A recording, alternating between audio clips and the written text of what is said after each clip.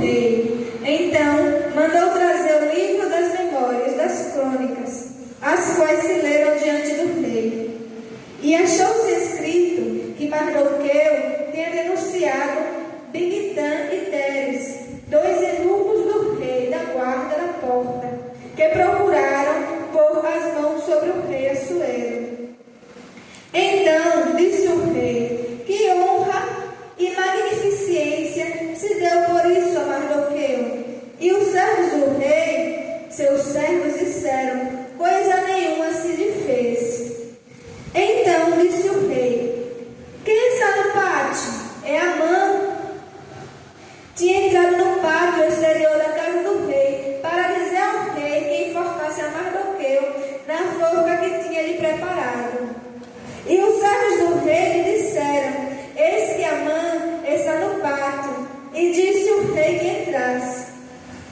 E entrando Amã, o rei lhe disse: que se fará ao homem de cuja honra o rei se agrada? Então Amã disse no seu coração: de quem se agradaria o rei para lhe fazer honra mais do que a mim? Pelo que disse Amã ao rei: para o homem de cuja honra o rei se agrada, traga uma veste real que o rei costuma vestir, como também um cavalo em que o rei costuma andar montado, e ponha-se a coroa real na sua cabeça.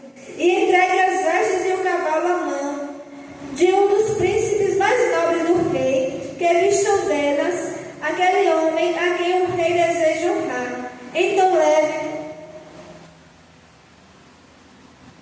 leve-o a cavalo pelas ruas da cidade, e apregoe-se diante dele. Assim se fará o homem a quem o rei deseja honrar.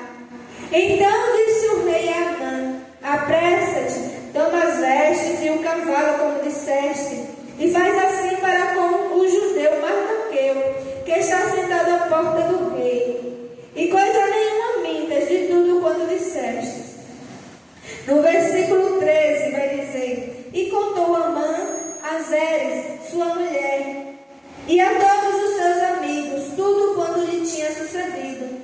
Então seus sábios e Zeres, sua mulher, lhe disseram: se Mardoqueu, diante de quem já começaste a cair, é da descendência dos